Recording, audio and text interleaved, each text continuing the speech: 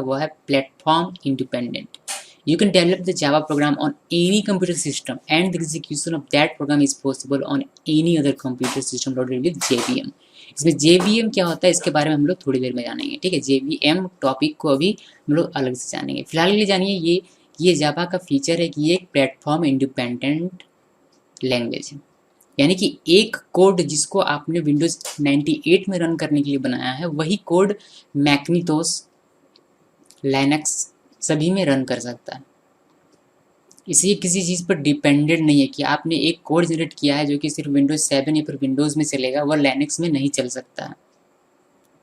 Okay, now second feature इसका है object oriented. Java is true object oriented language. हम लोगों ने इससे पहले सी पढ़ा होगा, सी प्लस प्लस पढ़ा होगा। सी प्लस प्लस में भी हम लोगों ने देखा था कि ये सी प्लस प्लस एक ऑब्जेक्ट ओरिएंटेड लैंग्वेज है, बट सी प्लस प्लस एक ट्रू या 100% ऑब्जेक्ट ओरिएंटेड लैंग्वेज नहीं कहा जा सकता, बट जावा एक ट्रू ऑब्जेक्ट ओरिएंटेड लैंग्वेज है which provides platform to develop an effected and efficient application and program real life complexities. Okay, most of the object oriented concepts in Java are inherited from C++, which makes it easy for traditional programmers to understand it।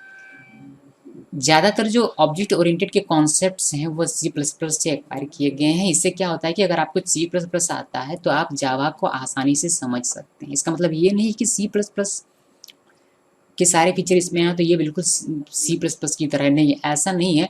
इसमें C++ के features हैं, मतलब C++ में जो भी हम लोग काम कर देते हैं वह इनहेरिट होकर आया है, लेकिन उसके अलावा भी इसमें बहुत सारी चीज़ें ऐड की गई हैं जिससे कि ये एक ट्रू ऑब्जेक्ट ओरिएंटेड लैंग्वेज बनता है। और कुछ चीज़ें ऐसी हैं जो कि C++ में काफ़ी कॉम्प्लिकेटेड थी, उनको हटा दिया गया है। Third, easy to learn. Java is easy to learn for programmers because it is similar to C and C++, and most of the complex part of C and C++ have been excluded, including operator overloading, multiple inheritance, and pointers. The important addition in Java is automatic memory allocation and deallocation. Okay, so easy to learn यानी कि आप जावा को आसानी से समझ सकते हैं अगर आप सी और सी प्लस प्लस जानते हैं तो। और ये आसान इसलिए है क्योंकि जैसे कि मैंने आपको बताया कि सी और सी प्लस प्लस में जो कॉम्प्लिकेशंस थे यानी कि कॉम्प्लिकेटेड टॉपिक्स थे जैसे कि operator overloading, multiple inheritance, pointer, खास करके पॉइंटर काफ़ी लोगों को कॉम्प्लिकेटेड लगता है, तो उन सब चीज़ों को जावा में हटा दिया गया है। नेक्स्ट फीचर है हमारा robust. Java programmers need not remember to deallocate memory in program since there is a garbage collection mechanism which handles deallocation of memory, provides powerful and robust exception handling mechanism to deal with both expected and unexpected errors at runtime। ठीक है, जैसा कि हम लोगों ने अभी कुछ देर पहले पढ़ा था कि इसमें क्या है, एक एडिशन फीचर इसमें ये है कि ये ऑटोमेटिक मेमोरी एलोकेशन एंड डीएलोकेशन का काम करता है। तो इसके हम मेमोरी एलोकेशन और डीएलोकेशन के लिए हमें कोई भी अलग से चीज़ें लिखने की आवश्यकता नहीं पड़ती है। ओके, ये ऑटोमेटिक डील करता है।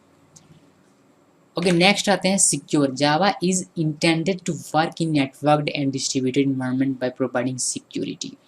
सिंपली इतना मैं बता देता हूँ कि ये सिक्योर है, काफ़ी सिक्योर है ये।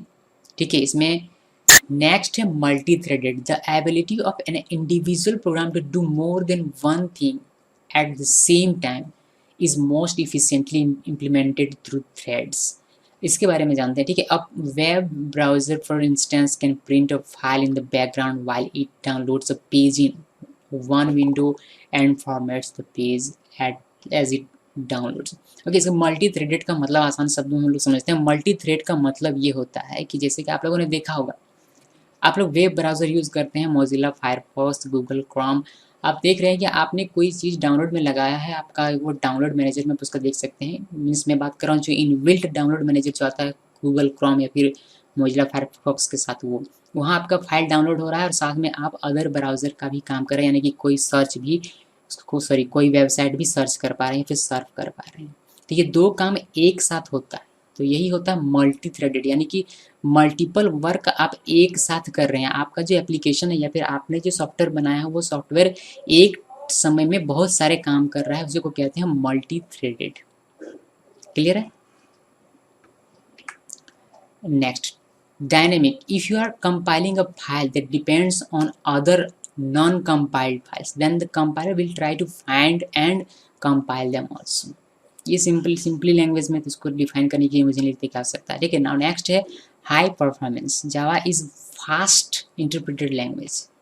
Java offers two flavor of programming, Java applets and Java application. Applets are small Java program mostly that can be downloaded over a computer network and run from a web pages by using a Java enabled browser like Netscape, Microsoft Internet Explorer, etc. Applets used to add dynamic feature like animation, sound, etc. to a web pages. Okay, इसमें जो हम लोगों ने देखा कि जावा एप्लेट्स और ये Java application, ये दोनों होता क्या है, इन दोनों के बीच डिफरेंस क्या है, दोनों को कैसे हम लोग डेवलप कर सकते हैं, इन सब चीज़ों के बारे में हम लोग प्रैक्टिकल में देखेंगे। फिलहाल के लिए ये हाई परफॉर्मेंस प्रोवाइड करता है एक जावा लैंग्वेज को। ओके गाइस, तो सो ये कुछ बेसिक फीचर्स थे जावा के। अगर आप फीचर्स के बारे में और जानना चाहते हैं, यानी कि जावा फीचर्स के बारे में और जानना चाहते हैं, तो आप गूगल में सर्च कर सकते हैं, विकीपीडिया में पढ़ सकते हैं।